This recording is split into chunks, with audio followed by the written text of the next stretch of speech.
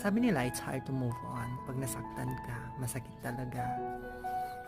Yun, aabutin siya ng years bago ma-heal yung puso natin para umibig na naman sa iba.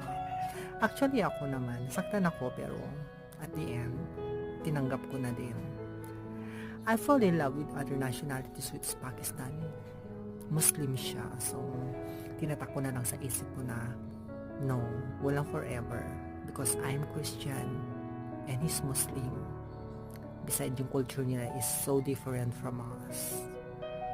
Ipapa-arrange marriage siya, pinsan niya, o other ladies there. Samantalang ikaw, mag-aantay ka dito. Kaya nung nag-start kami, tinatak ko na sa isip ko na wala talagang forever para sa amin. Pero nasaktan naman ako nung naghiwalay kami, especially nung time na nagmahal siya ng iba.